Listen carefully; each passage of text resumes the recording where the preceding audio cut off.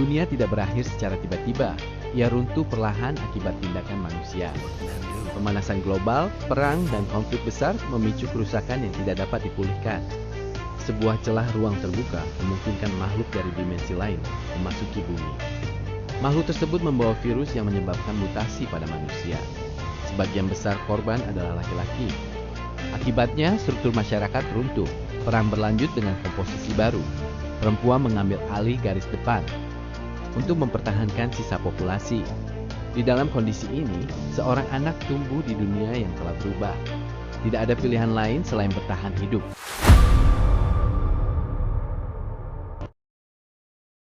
Film dibuka dengan potongan berita koran yang menyoroti lebih dari 100.000 kematian di Amerika Serikat akibat pemanasan global dan meningkatnya suhu samudra Arktik. Setelah itu, kita diperlihatkan sekilas sosok seorang anak yang berdiri di tepi sebuah speedboat sambil menggenggam sebilah pedang. Selanjutnya kita kembali ke masa ketika dunia masih jauh lebih damai. Sebelum ulah manusia menghancurkannya, pemanasan global, perang nuklir, serta konflik besar menjadi pemicu runtuhnya peradaban di bumi. Ketika sebuah celah ruang misterius muncul, monster dari dimensi lain mulai memasuki dunia manusia. Mereka membawa virus mematikan yang hanya menginfeksi kaum pria, membuat populasi laki-laki menyusut secara drastis. Karena itulah para wanita akhirnya mengambil alih medan perang dan membentuk pasukan tempur bernama Kodiak demi mempertahankan sisa peradaban manusia. Cerita lalu berfokus pada Laura, seorang komandan wanita yang tangguh dan berpengalaman. Pada suatu malam operasi, Laura memimpin pasukan prajurit wanita. Ia memerintahkan anak buahnya menyalakan flare untuk menerangi area sebelum maju menghadapi monster yang menerjang dari balik kegelapan. Tanpa rasa takut, mereka menyambut serangan itu dengan teriakan pertempuran, dan Laura berdiri di garis depan memimpin langsung perlawanan.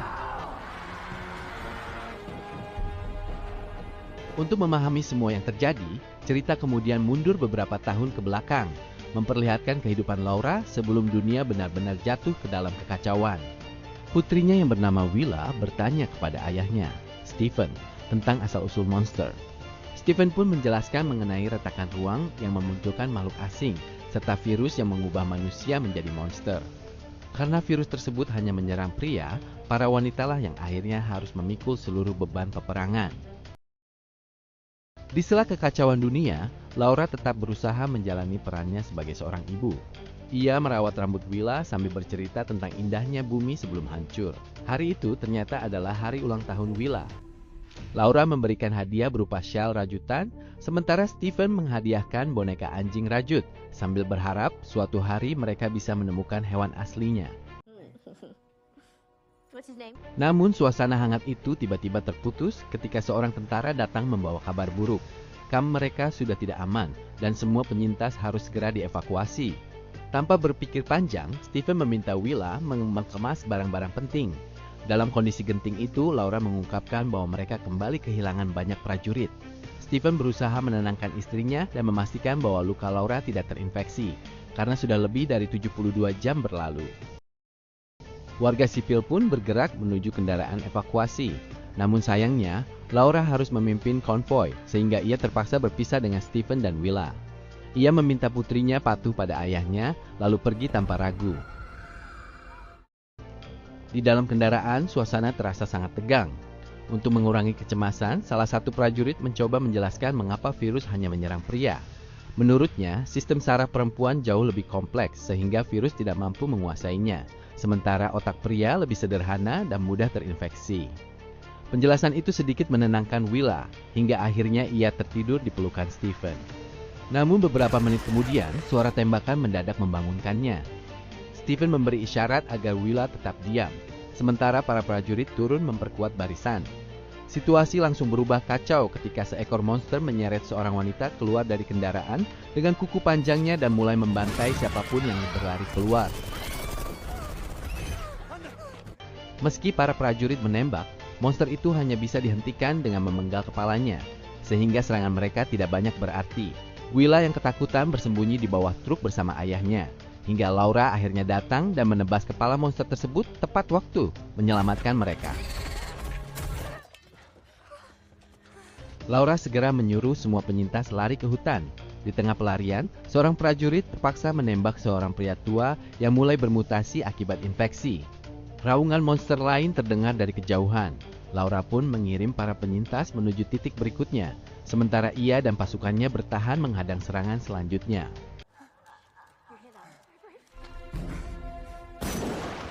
Di tengah perjalanan, Steven membawa Willa menuju pesisir. Sebagai mantan nelayan, ia telah menyiapkan perahu kecil untuk membawa putrinya ke pulau terpencil yang lebih aman.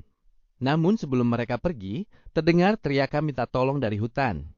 Willa ingin membantu, tetapi Steven menahannya. Tak lama kemudian, seorang pria muncul dan menanyakan apakah perahu mereka berfungsi. Steven berbohong, mengatakan mesinnya rusak. Namun pria itu justru menodongkan pistol dan memaksa mereka. Saat melihat luka cakaran di punggung pria tersebut, Steven sadar bahwa ia akan segera berubah. Dengan alasan mencari bensin, Steven mengajak pria itu menjauh, lalu menghabisinya menggunakan pelat besi. Setelah kembali, ia meminta Willa naik ke perahu, dan mereka pun berlayar menuju pulau kecil yang aman, meski miskin bahan makanan. 1 tahun berlalu. Willa menghabiskan hari-harinya berlatih bertarung di pulau tersebut. Suatu hari, seekor burung camar melintas di atas kepalanya, menjadi hewan terbang pertama yang pernah ia lihat. Karena rasa penasaran dan kondisi pulau yang minim makanan, Willa memanjat tebing licin dan menemukan sarang berisi 4 telur. Ia mengambil 3 dan meninggalkan 1 agar burung itu tetap bisa berkembang biak.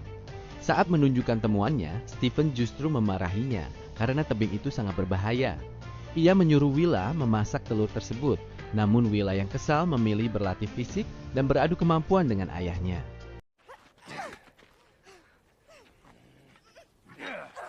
Meski memiliki cedera lama, Steven tetap mampu mengalahkannya dan berjanji latihan akan dilanjutkan keesokan hari.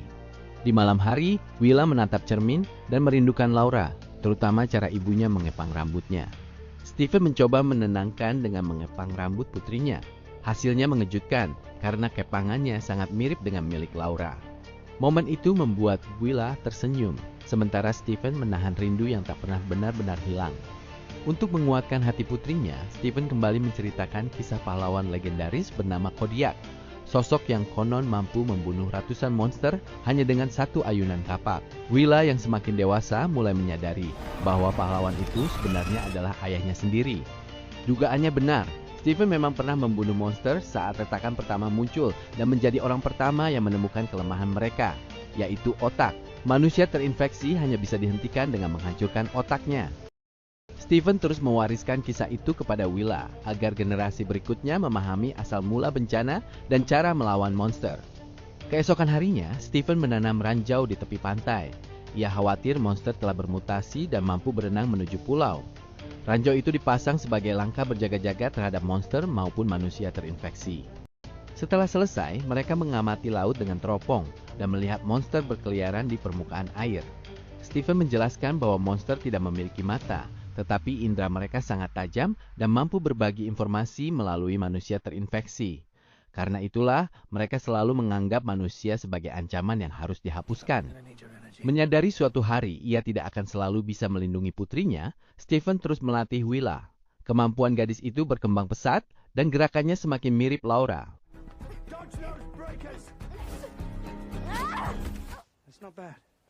Suatu sore, Steven menemukan stroberi liar yang lama dianggap punah.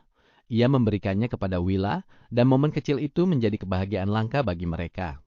Keesokan paginya, saat mengambil air, Willa dikejutkan oleh seorang gadis di tepi pantai.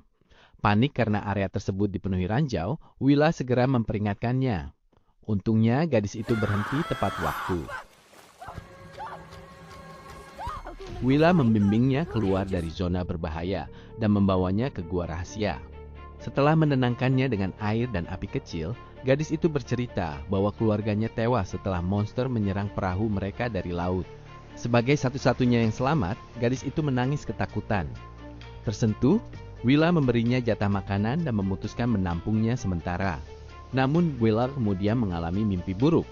Ia melihat dirinya tersesat di hutan dan dipeluk Laura yang memaksanya pergi tanpa Steven, karena menurutnya Steven tidak pantas selamat. Ucapan kejam itu membuat Willa sadar bahwa semuanya hanyalah mimpi. Ia terbangun dan segera pulang agar ayahnya tidak cemas. Saat membuka pintu, Stephen hampir menembaknya karena terlalu waspada, namun langsung lega ketika tahu Willa selamat. Ketika ditanya, Willa tidak sanggup jujur dan hanya mengaku tersesat. Stephen mengingatkan bahwa persediaan makanan hampir habis dan cuaca semakin buruk. Ia juga mengungkap bahwa ia pernah terpaksa membunuh pria terinfeksi, serta menegaskan bahwa perempuan pun bisa berubah, meski kemungkinannya kecil. Malam itu, setelah Stephen tertidur, Willa mengambil sebagian makanan dan kembali ke gua. Ia memberi makanan kepada gadis misterius tersebut dan menasihatinya agar hemat. Willa juga menunjukkan buku ilustrasi hewan dari dunia lama dan menceritakan legenda Kodiak, pahlawan yang menemukan cara membunuh monster pertama dan berharap suatu hari menutup celah dimensi. Keesokan harinya, Stephen kembali melatih Willa dan mengajaknya sparring. Namun latihan terhenti ketika Stephen tiba-tiba pingsan akibat kelaparan, karena selama ini ia sengaja mengurangi jatah makan demi putrinya. Setelah membawanya masuk, Willa menawarkan membuat sup, tetapi Stephen menolak. Mereka harus bertahan sampai Laura kembali. Namun, Willa sudah lelah menunggu tanpa kepastian. Ia ingin bertarung seperti ibunya, meski beresiko mati. Mendengar itu, Stephen marah karena satu-satunya keinginannya hanyalah melihat Willa tetap hidup. Setelah menenangkan diri, Stephen membuka sebuah kotak dan membuarkan pedang lamanya. Willa menangis haru karena impiannya menjadi pejuang akhirnya terwujud. Keesokan harinya, Willa pergi ke gua untuk menunjukkan pedangnya. Namun ia mendapati semua barang hancur, termasuk topi rajutan Laura. Ketakutannya berubah menjadi teror saat gadis itu muncul, telah bermutasi menjadi monster. Willa tersungkur ketakutan saat monster menerjangnya. Namun Stephen datang tepat waktu dan menembaknya. Dalam kepanikan, ia menusukkan pedang ke kepala monster dan menyelamatkan Willa. Stephen tahu bahaya baru saja dimulai. Monster itu pasti telah mengirim sinyal. Mereka harus segera pergi. Dalam perjalanan menuju perahu, encok Stephen kambuh. Dari kejauhan, monster terlihat berenang mendekat. Ledakan ranjau mengguncang pulau, disusul raungan mengerikan. Saat menyeberangi jembatan kayu, monster menyerang Stephen. Willa kembali dan memenggal kepalanya. Namun tubuhnya bangkit karena otaknya masih utuh.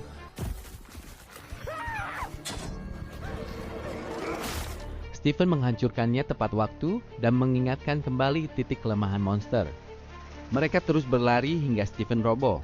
Willa melawan monster lain tanpa ragu dan membantu ayahnya ke pantai.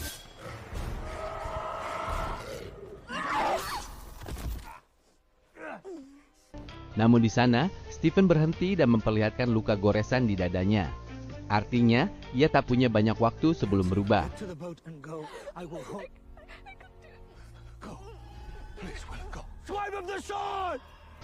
Dengan berat hati, Willa mendorong perahu ke laut.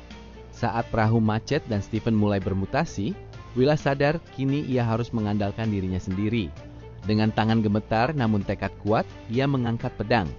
Stephen memandangnya dengan bangga. Tiba-tiba terdengar gonggongan anjing dari laut.